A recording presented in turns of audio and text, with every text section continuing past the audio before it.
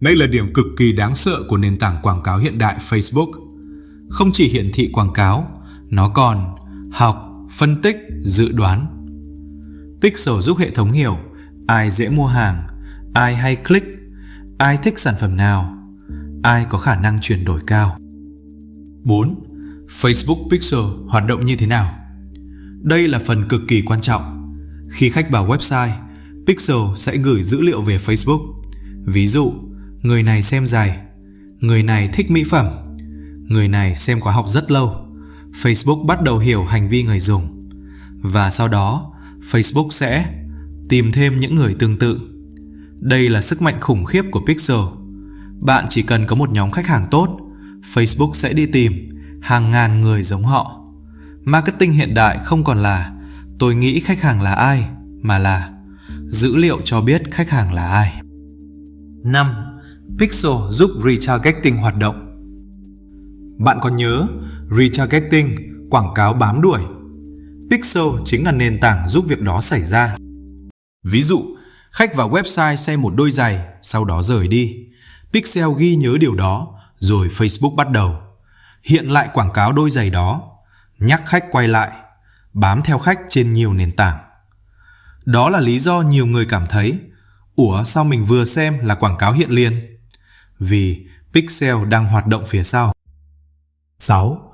Sai lầm lớn của người mới chạy quảng cáo. Nhiều người chỉ chăm chạy ads nhưng không cài Pixel. Điều đó giống như lái xe mà bị bịt mắt. Bạn tiêu tiền nhưng không hiểu chuyện gì đang xảy ra. Người chạy quảng cáo giỏi luôn ám ảnh bởi dữ liệu. Họ muốn biết khách đến từ đâu, quảng cáo nào ra đơn, nội dung nào hiệu quả, nhóm khách nào dễ mua nhất. Vì trong marketing hiện đại, ai có dữ liệu tốt hơn, người đó thắng.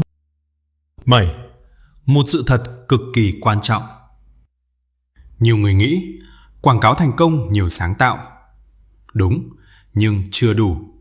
Quảng cáo mạnh thật sự là sáng tạo cộng dữ liệu. Marketing luôn thay đổi mỗi ngày, nhưng tư duy đúng sẽ luôn tạo ra lợi thế. Nếu bạn muốn liên tục cập nhật những kiến thức mới, hãy theo dõi Market Flow để cùng học và phát triển. Pixel chính là cây cầu nối hai thứ đó. Nó biến hành vi khách hàng thành dữ liệu có thể phân tích. Tổng kết bài học hôm nay. Pixel là đoạn mã theo dõi hành vi khách hàng trên website. Pixel giúp biết ai vào website, xem gì, ở lại bao lâu, có mua không. Không có Pixel, quảng cáo như bị mù. Có Pixel, hệ thống học được ai dễ mua hàng. Facebook Pixel đặc biệt mạnh vì nó giúp Facebook hiểu khách hàng, học hành vi, tìm thêm người tương tự. Câu quan trọng nhất cần nhớ. Trong thời đại digital marketing, dữ liệu không chỉ là thông tin, mà dữ liệu là sức mạnh. Phần 7. Conversion API, cầu nối giữ lại dữ liệu chuyển đổi đùi. Bạn hãy tưởng tượng thế này. Bạn mở một cửa hàng. Mỗi ngày có rất nhiều khách bước vào, xem sản phẩm, hỏi giá, thêm hàng vào giỏ. Rồi có người mua, có người rời đi. Nếu bạn là chủ cửa hàng, điều quan trọng nhất không chỉ là biết có bao nhiêu người ghé qua, mà là biết ai đã mua hàng, ai đã điền biểu mẫu, ai đã đăng ký tư vấn, ai đã để lại thông tin, và quảng cáo nào đã dẫn họ đến hành động đó. Trong quảng cáo trực tuyến, những hành động như mua hàng, điền biểu mẫu, đăng ký, nhắn tin, đặt lịch tư vấn được gọi là conversion, nghĩa là chuyển đổi. Nói đơn giản, chuyển đổi là khoảnh khắc người xem quảng cáo biến thành một hành động có giá trị cho doanh nghiệp. Ví dụ, một người xem quảng cáo rồi mua sản phẩm, đó là chuyển đổi. Một người bấm vào quảng cáo rồi điền biểu mẫu tư vấn, đó là chuyển đổi. Một người đăng ký tài khoản, tải tài liệu, đặt lịch hẹn, đó cũng là chuyển đổi. Vậy còn API là gì? API là viết tắt của Application Programming Interface, nghĩa là giao diện lập trình ứng dụng. Nhưng bạn không cần nhớ phần kỹ thuật phức tạp đó. Hãy hiểu thật đơn giản. API là cầu nối giúp hai hệ thống trao đổi dữ liệu với nhau. Giống như một nhân viên giao nhận thông tin. Một bên là website của bạn, một bên là nền tảng quảng cáo như Facebook, Google hoặc TikTok. API đứng giữa để truyền dữ liệu. Có người vừa mua hàng, có người vừa đăng ký, có người vừa điền biểu mẫu. Vậy Conversion API là gì? Conversion API nghĩa là giao diện kết nối dữ liệu chuyển đổi. Nói dễ hiểu hơn, đây là công cụ giúp website hoặc hệ thống bán hàng của bạn gửi dữ liệu chuyển đổi trực tiếp về nền tảng quảng cáo. Điểm quan trọng nằm ở chữ trực tiếp. Trước đây, nhiều nền tảng quảng cáo thường dựa vào pixel. Pixel là một đoạn mã theo dõi được gắn trên website để ghi nhận hành vi của người dùng. Ví dụ, ai vào trang, ai xem sản phẩm, ai thêm vào giỏ hàng, ai mua hàng. Pixel giống như một camera nhỏ đặt trong cửa hàng online. Nhưng vấn đề là camera này ngày càng bị che khuất. Vì sao? Vì ngày càng nhiều trình duyệt chặn cookie. Cookie nghĩa là những dữ liệu nhỏ được lưu trên trình duyệt để ghi nhớ và theo dõi hành vi người dùng. Nhờ cookie, hệ thống biết một người đã từng vào website, xem sản phẩm nào, quay lại bao nhiêu lần. Nhưng hiện nay, vì quyền riêng tư và bảo mật dữ liệu ngày càng được siết chặt, nhiều trình duyệt và thiết bị hạn chế cookie. Người dùng cũng có xu hướng chặn theo dõi nhiều hơn. Kết quả là gì? Pixel bị yếu đi. Không phải pixel vô dụng, mà là pixel không còn nhìn thấy đầy đủ mọi hành động của khách hàng như trước. Giống như bạn có camera trong cửa hàng, nhưng khách bắt đầu đội mũ, đeo khẩu trang hoặc đi qua vùng camera không nhìn rõ. Bạn vẫn thấy một phần, nhưng không còn thấy toàn bộ. Và khi dữ liệu bị thiếu, quảng cáo bắt đầu học sai. Nền tảng quảng cáo không biết chính xác ai đã mua hàng, không biết khách tốt đến từ chiến dịch nào, không biết mẫu quảng cáo nào tạo doanh thu thật, không biết nên tìm thêm những người giống khách đã mua hay không. Lúc này, Conversion API ra đời. Nếu Pixel giống như camera theo dõi từ trình duyệt, thì Conversion API giống như báo cáo trực tiếp từ quầy thu ngân về hệ thống quảng cáo. Thay vì chỉ dựa vào trình duyệt của người dùng, Conversion API gửi dữ liệu từ server. Server nghĩa là máy chủ lưu trữ. Ví dụ, khi khách hàng mua hàng trên website, thông tin đơn hàng được ghi nhận trong hệ thống máy chủ của bạn. Conversion API sẽ gửi tín hiệu đó trực tiếp từ máy chủ về nền tảng quảng cáo. Nói cách khác, Pixel gửi dữ liệu từ trình duyệt, Conversion API gửi dữ liệu từ máy chủ. Và dữ liệu từ máy chủ thường ổn định hơn, ít bị mất hơn vì nó không phụ thuộc hoàn toàn vào cookie hay trình duyệt của người dùng. Vậy lợi ích thực tế là gì? Thứ nhất, dữ liệu chính xác hơn. Khi dữ liệu mua hàng, đăng ký, điền biểu mẫu được gửi trực tiếp từ máy chủ, nền tảng quảng cáo có bức tranh rõ hơn về hành vi khách hàng. Thứ hai, tối ưu quảng cáo tốt hơn. Quảng cáo muốn học đúng thì phải có dữ liệu đúng. Nếu hệ thống biết ai là người mua thật, nó sẽ có cơ sở để tìm thêm những người giống như vậy. Nếu dữ liệu bị thiếu, thuật toán dễ tối ưu nhầm sang người chỉ bấm cho vui, chỉ xem cho tò mò nhưng không mua. Thứ ba, giảm mất dữ liệu. Trong bối cảnh cookie bị chặn, trình duyệt siết quyền riêng tư, thiết bị hạn chế theo dõi, Conversion API giúp doanh nghiệp giữ lại nhiều tín hiệu quan trọng hơn. Bây giờ, tôi muốn bạn nhớ một hình ảnh rất đơn giản. Pixel giống như người quan sát ở cửa ra vào. Conversion API giống như báo cáo chính thức từ quầy thanh toán. Người quan sát có thể bỏ sót, nhưng quầy thanh toán biết chính xác ai đã mua. Vì vậy, trong quảng cáo hiện đại, doanh nghiệp không nên chỉ hỏi tôi đã chạy bao nhiêu tiền, mà phải hỏi dữ liệu chuyển đổi của tôi có đủ chính xác để nền tảng quảng cáo học đúng không? Nếu dữ liệu sai, quảng cáo sai. Nếu dữ liệu thiếu, tối ưu thiếu. Nếu hệ thống đo lường yếu, ngân sách càng lớn thì rủi ro càng lớn. Conversion API không phải là phép màu làm quảng cáo tự nhiên có lãi, nhưng nó là một phần rất quan trọng trong nền móng đo lường. Nó giúp bạn trả lời rõ hơn chiến dịch nào tạo ra khách hàng thật, mẫu quảng cáo nào tạo ra doanh thu thật, tệp khách hàng nào có khả năng mua cao, và ngân sách nên được đổ vào đâu. Hãy nhớ 3 ý chính. 1. Conversion là chuyển đổi, tức hành động có giá trị như mua hàng, điền biểu mẫu, đăng ký. 2. API là cầu nối, giúp hai hệ thống trao đổi dữ liệu. 3.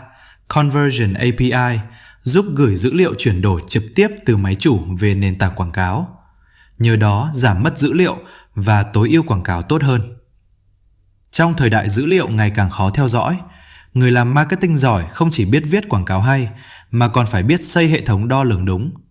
Vì quảng cáo không thể tối ưu bằng cảm giác. Quảng cáo chỉ tối ưu tốt khi dữ liệu đủ sạch, đủ đúng và đủ sâu. Phần 8. Audience Targeting. Chọn đúng tệp khách hàng, đừng bóp nghẹt thuật toán. Hãy tưởng tượng bạn đang bán một sản phẩm rất tốt, ví dụ một khóa học giảm cân, một bộ mỹ phẩm, một chiếc điện thoại hoặc một dịch vụ tư vấn kinh doanh. Nhưng nếu bạn mang sản phẩm đó giới thiệu cho sai người, kết quả sẽ thế nào? Bạn bán mỹ phẩm cao cấp cho người không quan tâm chăm sóc da. Bạn bán khóa học gym cho người không có nhu cầu tập luyện. Bạn bán phần mềm doanh nghiệp cho học sinh cấp 2. Sản phẩm có thể tốt, nội dung quảng cáo có thể hay, nhưng nếu đưa sai người xem, quảng cáo vẫn thất bại. Đó là lý do chúng ta cần hiểu audience targeting. Audience nghĩa là tệp khách hàng, targeting nghĩa là nhắm mục tiêu. Vậy audience targeting nghĩa là nhắm mục tiêu tệp khách hàng. Nói đơn giản, đây là quá trình bạn chọn nhóm người mà quảng cáo sẽ tiếp cận. Trong quảng cáo, đặc biệt là Facebook Ads, TikTok Ads, Google Ads hay YouTube Ads, việc chọn tệp khách hàng giống như chọn đúng ao trước khi thả lưới. Nếu ao không có cá, bạn thả lưới giỏi đến mấy cũng không có kết quả. Nếu ao có cá nhưng bạn thả lưới quá nhỏ, bạn cũng bắt được rất ít. Nếu ao quá rộng nhưng bạn không biết cá ở đâu, bạn sẽ tốn rất nhiều công sức. Vì vậy, người làm quảng cáo giỏi không chỉ hỏi quảng cáo này có đẹp không, mà phải hỏi quảng cáo này đang được đưa tới đúng nhóm người chưa? Bây giờ, chúng ta đi vào 3 loại nhắm mục tiêu quan trọng nhất. Loại thứ nhất là demographic. Demographic nghĩa là nhân khẩu học. Nhân khẩu học là các thông tin cơ bản về con người như tuổi, giới tính, nghề nghiệp, tình trạng hôn nhân, khu vực sinh sống, trình độ học vấn. Ví dụ, nếu bạn bán mỹ phẩm chống lão hóa, nhóm tuổi có thể là phụ nữ từ 30 tuổi trở lên. Nếu bạn bán khóa học kỹ năng cho sinh viên, nhóm tuổi có thể là 18 đến 24. Nếu bạn bán dịch vụ tư vấn doanh nghiệp, bạn có thể quan tâm đến chủ doanh nghiệp, quản lý hoặc người làm kinh doanh. Nhân khẩu học giúp bạn trả lời câu hỏi khách hàng của tôi là ai? Nhưng chỉ biết họ là ai vẫn chưa đủ. Vì hai người cùng 30 tuổi, cùng sống ở thành phố, cùng có thu nhập khá, nhưng một người thích du lịch, người kia thích đầu tư. Một người thích gym, người kia thích làm đẹp, nhu cầu rất khác nhau. Nó là lý do chúng ta cần loại thứ hai, interest. Interest nghĩa là sở thích. Sở thích là những điều người dùng quan tâm, theo dõi hoặc tương tác. Ví dụ, gym nghĩa là tập luyện thể hình, mỹ phẩm, công nghệ, thời trang, du lịch, ẩm thực, kinh doanh, đầu tư, mẹ và bé. Nếu bạn bán sản phẩm thể thao, bạn có thể nhắm tới người quan tâm gym, chạy bộ, dinh dưỡng, giảm cân. Nếu bạn bán điện thoại, bạn có thể nhắm tới người quan tâm công nghệ, thiết bị di động, đánh giá sản phẩm. Nếu bạn bán mỹ phẩm, bạn có thể nhắm tới người quan tâm chăm sóc da, làm đẹp, trang điểm. Sở thích giúp bạn trả lời câu hỏi khách hàng của tôi quan tâm điều gì. Nhưng vẫn chưa hết. Có người quan tâm mỹ phẩm nhưng chỉ xem cho vui. Có người quan tâm du lịch nhưng chưa bao giờ đặt tour. Có người quan tâm công nghệ nhưng không có ý định mua. Vì vậy, chúng ta cần loại thứ ba, behavior. Behavior nghĩa là hành vi. Hành vi là những dấu hiệu cho thấy người dùng thường làm gì, có thói quen gì hoặc có khả năng hành động như thế nào. Ví dụ, hay mua online, nghĩa là thường mua hàng trực tuyến. Dùng iPhone, nghĩa là sử dụng điện thoại iPhone. Du lịch nhiều, thường tương tác với quảng cáo, thường xem video, thường nhắn tin cho trang bán hàng, thường mua sản phẩm trong một nhóm ngành nào đó. Hành vi giúp bạn trả lời câu hỏi khách hàng của tôi thường làm gì. Bây giờ hãy ghép 3 nhóm lại. Demographic, nhân khẩu học, cho biết họ là ai. Interest, sở thích, cho biết họ quan tâm điều gì. Behavior, hành vi, cho biết họ thường làm gì. Nếu bạn hiểu 3 lớp này, bạn bắt đầu nhìn khách hàng rõ hơn. Nhưng đây là chỗ rất nhiều người mới chạy quảng cáo mắc sai lầm. Sai lầm cực lớn là target quá hẹp. Target nghĩa là nhắm mục tiêu. Target quá hẹp nghĩa là bạn bóp tệp khách hàng nhỏ đến mức hệ thống quảng cáo không còn đủ dữ liệu để học. Ví dụ, bạn đặt tệp như sau. Nữ, 27 tuổi, thích yoga, dùng iPhone 15, thu nhập cao, sống chung cư ở một khu vực nhỏ. Nghe có vẻ rất chính xác đúng không? Nhưng vấn đề là quá chính xác trên lý thuyết có thể lại quá yếu trong thực tế. Vì hệ thống quảng cáo cần dữ liệu để học. Nó cần đủ người xem quảng cáo, đủ người bấm, đủ người nhắn tin, đủ người mua hàng, đủ tín hiệu để hiểu ai là khách hàng tốt. Nếu bạn bóp tệp quá nhỏ, hệ thống giống như một học sinh chỉ được xem 3 bài kiểm tra rồi phải đoán toàn bộ đề thi năm sau. Không đủ dữ liệu thì không thể học tốt. Hãy nhớ điều này. Trong quảng cáo hiện đại, bạn không chỉ chọn khách hàng cho hệ thống, bạn còn phải cho hệ thống đủ không gian để tự học và tìm người phù hợp. Ngày xưa, người chạy quảng cáo cố chọn thật chi tiết. Ngày nay, nền tảng quảng cáo ngày càng thông minh hơn. Nếu bạn có nội dung tốt, dữ liệu chuyển đổi tốt và tệp đủ rộng, hệ thống có thể tự tìm ra nhóm khách hàng có khả năng hành động cao hơn. Vậy có nên target rộng không? Câu trả lời là rộng nhưng không mù. Rộng có chiến lược. Ví dụ, thay vì bóp tệp thành nữ, 27 tuổi, thích yoga, dùng iPhone 15, thu nhập cao, sống chung cư, bạn có thể mở rộng thành phụ nữ từ 25 đến 40 tuổi, quan tâm sức khỏe, làm đẹp, yoga, lối sống lành mạnh, có hành vi mua sắm online hoặc tương tác với nội dung chăm sóc sức khỏe. Tệp này vẫn có định hướng nhưng không bị nghẹt. Giống như bạn mở cửa đủ rộng để khách tốt có thể bước vào, nhưng vẫn đặt biển hiệu đúng để thu hút đúng người. Điểm mấu chốt là audience targeting không thể cứu một quảng cáo yếu. Nếu nội dung quảng cáo không chạm đúng nỗi đau, không nói rõ lợi ích, không có lý do để hành động, thì dù bạn target đúng, kết quả vẫn thấp. Ngược lại, nếu nội dung tốt nhưng tệp quá hẹp, hệ thống không đủ dữ liệu học, quảng cáo cũng khó phát triển. Vì vậy, công thức đúng là tệp khách hàng đủ rộng, thông điệp đủ rõ, dữ liệu đủ sạch, thử nghiệm đủ nhiều và tối ưu dựa trên kết quả thật. Hãy nhớ hình ảnh này. Target không phải là cây kim để chọc đúng một người duy nhất. Target là chiếc bản đồ giúp hệ thống đi đúng hướng. Bản đồ quá mơ hồ thì đi lạc. Bản đồ quá nhỏ thì không có đường để đi. Bản đồ tốt là bản đồ đủ rõ để định hướng, nhưng đủ rộng để hệ thống tìm được cơ hội. Hãy nhớ, 1. Audience là tệp khách hàng. Targeting là nhắm mục tiêu. 2. 3 loại nhắm mục tiêu quan trọng gồm Demographic là nhân khẩu học, Interest là sở thích và Behavior là hành vi. 3. Sai lầm lớn nhất là target quá hẹp, khiến hệ thống không đủ dữ liệu để học và tối ưu quảng cáo. Người mới thường nghĩ chạy quảng cáo là chọn tệp thật chi tiết. Người có kinh nghiệm hiểu rằng chạy quảng cáo là kết hợp đúng giữa tệp khách hàng, nội dung, dữ liệu và khả năng học của thuật toán. Muốn quảng cáo thắng, đừng chỉ hỏi tôi target ai. Hãy hỏi thêm, tệp này có đủ lớn để hệ thống học không? Và nội dung của tôi có đủ mạnh để kéo đúng người hành động không? Hãy tưởng tượng bạn chuẩn bị chạy một chiến dịch quảng cáo. Bạn có một video rất đẹp, một hình ảnh rất bắt mắt, một tiêu đề bạn nghĩ là cực kỳ hay.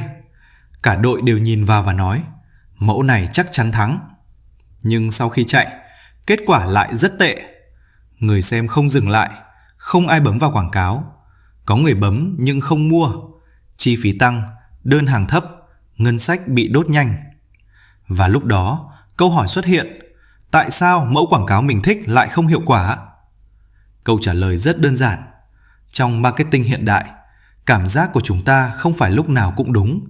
Dữ liệu mới là trọng tài cuối cùng. Đó là lý do chúng ta cần hiểu creative testing. Trước tiên, creative là gì?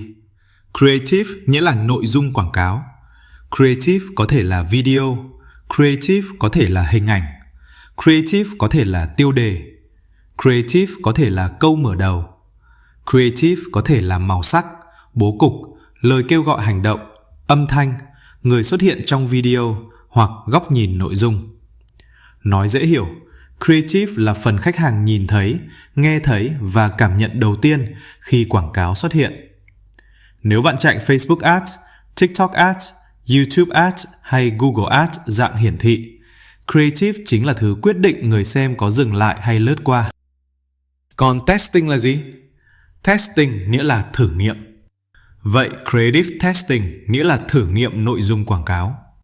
Nói đơn giản hơn, creative testing là quá trình liên tục thử nhiều phiên bản quảng cáo để xem phiên bản nào hiệu quả hơn, video nào giữ chân người xem tốt hơn, hình ảnh nào khiến người ta dừng lại lâu hơn, tiêu đề nào làm khách hàng muốn bấm hơn, màu nào tạo cảm giác tin tưởng hơn, câu mở đầu nào khiến người xem không lướt qua trong 3 giây đầu, lời kêu gọi hành động nào tạo nhiều chuyển đổi hơn. Đây là một sự thật rất quan trọng. Không ai biết chắc quảng cáo nào sẽ thắng trước khi thị trường phản hồi. Người mới thường tin rằng họ có thể đoán, người có kinh nghiệm hiểu rằng phải test. Bạn có thể có 30 năm kinh nghiệm, bạn có thể từng chạy hàng nghìn chiến dịch, bạn có thể rất hiểu khách hàng, nhưng thị trường vẫn có quyền làm bạn bất ngờ. Có mẫu quảng cáo bạn nghĩ bình thường nhưng lại thắng rất mạnh. Có video quay đơn giản nhưng tạo đơn hàng tốt. Có tiêu đề ngắn nhưng tỷ lệ bấm cao hơn tiêu đề dài. Có hình ảnh không quá đẹp nhưng lại chạm đúng nỗi đau khách hàng. Vì vậy, marketing hiện đại không phải trò chơi của người đoán giỏi nhất. Marketing hiện đại là trò chơi của người thử nghiệm nhanh nhất, học nhanh nhất và tối ưu nhanh nhất. Nhưng test cũng phải đúng cách. Sai lầm phổ biến là đổi quá nhiều thứ cùng lúc. Ví dụ, hôm nay bạn chạy một mẫu quảng cáo gồm video A, tiêu đề A, màu A, lời kêu gọi hành động A. Ngày mai, bạn đổi thành video B, tiêu đề B, màu B, lời kêu gọi hành động B. Sau đó, mẫu B hiệu quả hơn, bạn vui mừng nói, mẫu B thắng. Nhưng câu hỏi là, cái gì thật sự làm nó thắng? Do video tốt hơn, do tiêu đề hay hơn, do màu sắc nổi bật hơn, do lời kêu gọi hành động rõ hơn, hay do tất cả cộng lại? Bạn không biết. Và khi bạn không biết điều gì tạo ra kết quả, bạn không thể lặp lại thành công. Đó là lý do có một nguyên tắc rất quan trọng trong creative testing. Mỗi lần chỉ test một biến duy nhất. Biến nghĩa là yếu tố được thay đổi trong thử nghiệm. Ví dụ, nếu muốn test tiêu đề, hãy giữ nguyên video, giữ nguyên hình ảnh, giữ nguyên tệp khách hàng, giữ nguyên ngân sách, chỉ đổi tiêu đề. Tiêu đề A, giảm cân sau 30 ngày. Tiêu đề B, sai lầm khiến bạn không giảm cân.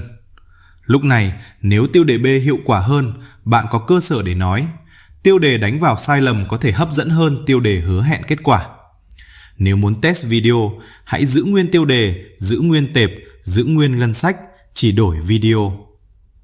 Video A là chuyên gia nói trực tiếp. Video B là khách hàng kể trải nghiệm.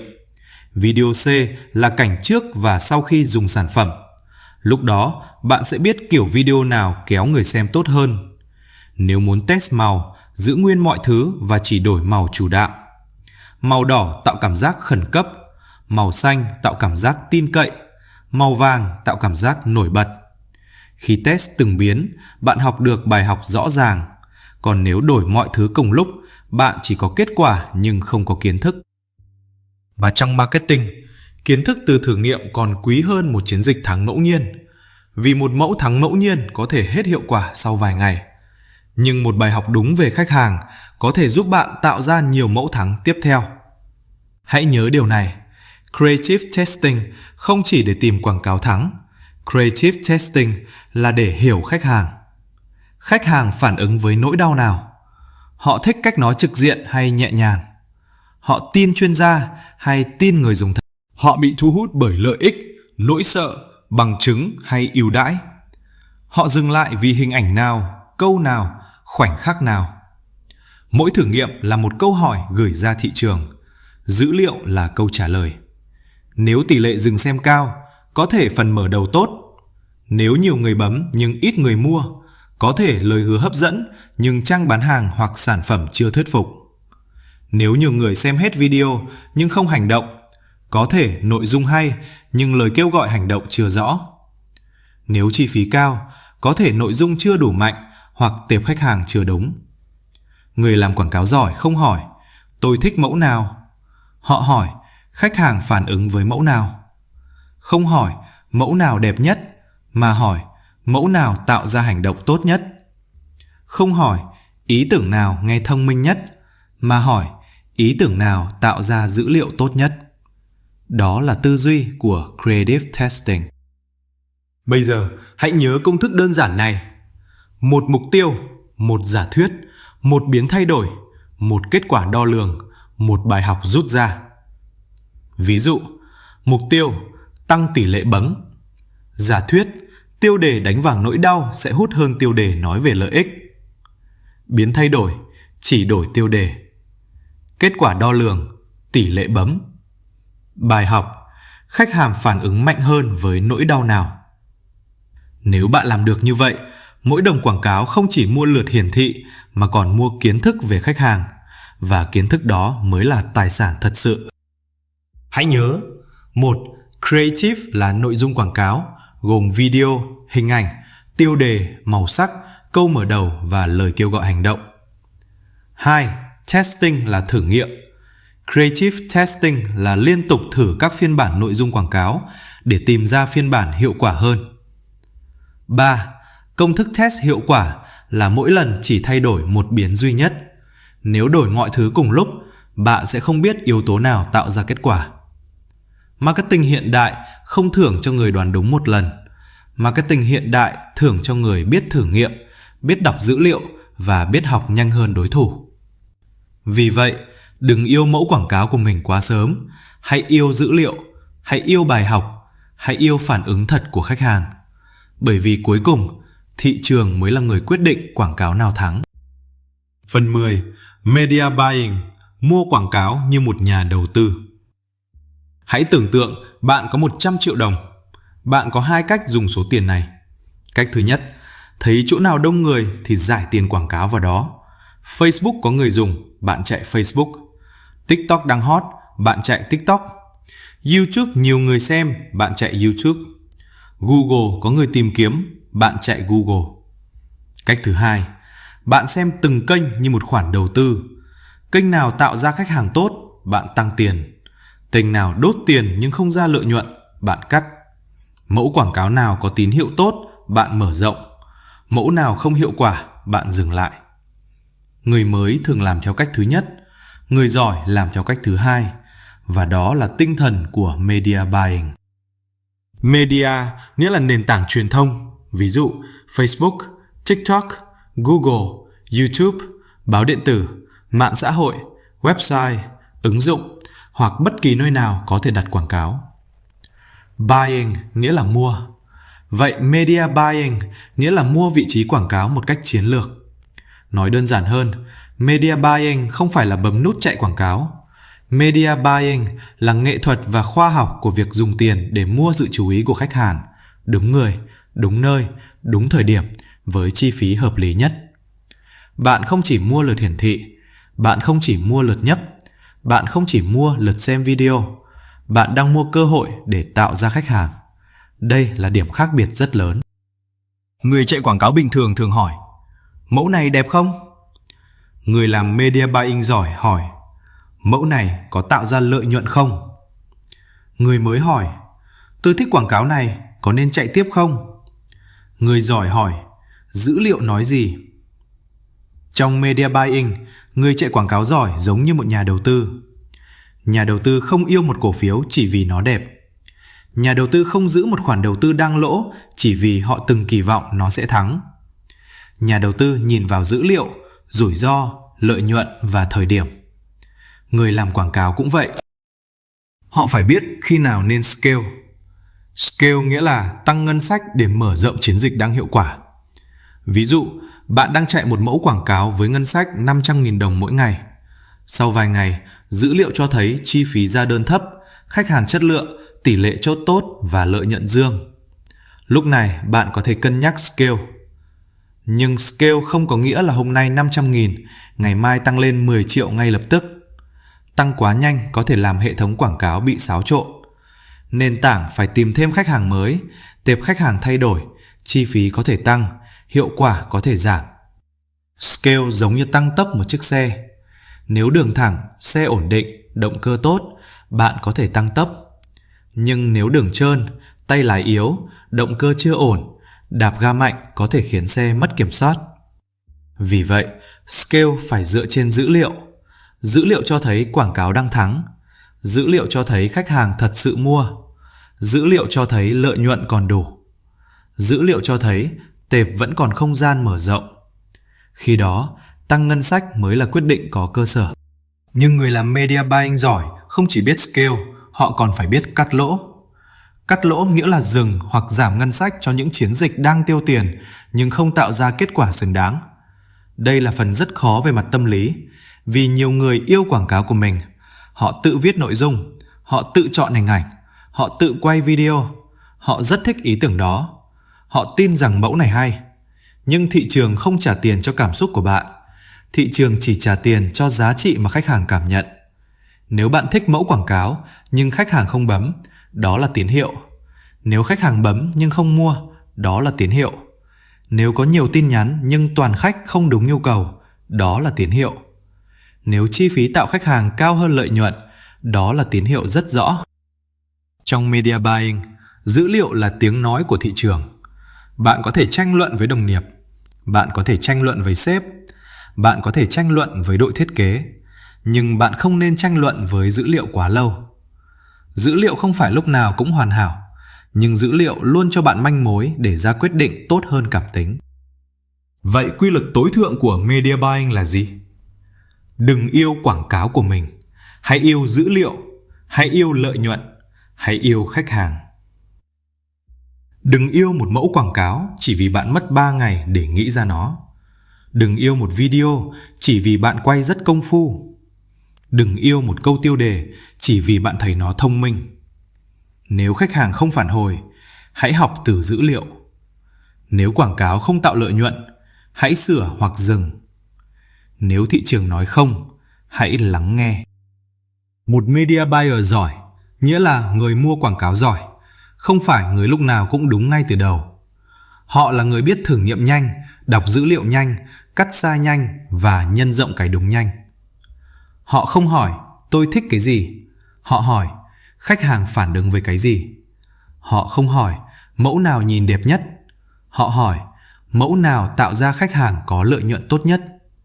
Họ không hỏi tôi muốn chạy kênh nào, họ hỏi kênh nào đang tạo ra kết quả tốt nhất với chi phí hợp lý.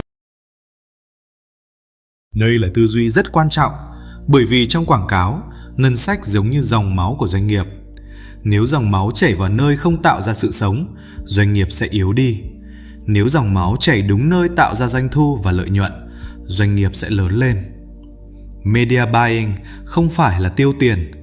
Media buying là phân bổ tiền vào những cơ hội có khả năng sinh lời cao nhất. Hãy nhớ: 1. Media là nền tảng truyền thông, buying là mua, nên media buying là mua vị trí quảng cáo một cách chiến lược. 2. Người chạy quảng cáo giỏi giống nhà đầu tư.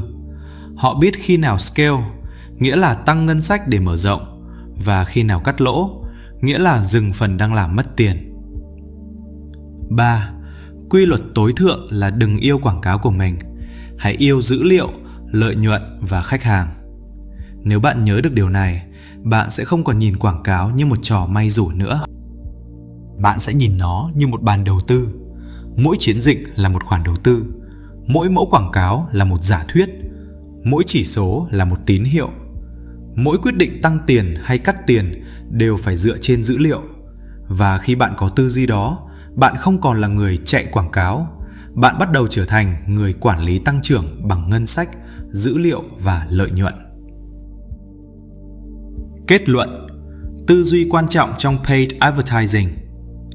Sau tất cả những kỹ thuật chúng ta đã học, tôi muốn bạn nhớ một điều quan trọng nhất. Paid advertising, nghĩa là quảng cáo trả phí, không phải chỉ là cuộc chơi kỹ thuật. Nó không chỉ là biết bấm nút chạy quảng cáo, không chỉ là biết chọn ngân sách, không chỉ là biết dùng pixel, nghĩa là đoạn mã theo dõi hành vi trên website, không chỉ là biết dùng conversion API, nghĩa là cầu nối gửi dữ liệu chuyển đổi từ máy chủ về nền tảng quảng cáo. Mà cũng không chỉ là biết nhiều tool, nghĩa là nhiều công cụ. Bản chất sâu nhất của paid advertising là 3 thứ: tâm lý học, dữ liệu, hành vi con người. Tâm lý học giúp bạn hiểu vì sao khách hàng chú ý, vì sao họ tin, vì sao họ sợ, vì sao họ muốn mua và vì sao họ trì hoãn. Dữ liệu giúp bạn biết điều gì đang thật sự xảy ra, không phải điều bạn tưởng là đang xảy ra. Hành vi con người giúp bạn hiểu khách hàng không mua theo lý thuyết, họ mua theo cảm xúc, theo nhu cầu, theo niềm tin, theo nỗi đau và theo thời điểm. Vì vậy, người thắng trong quảng cáo không phải là người biết nhiều công cụ nhất. Công cụ chỉ là phương tiện.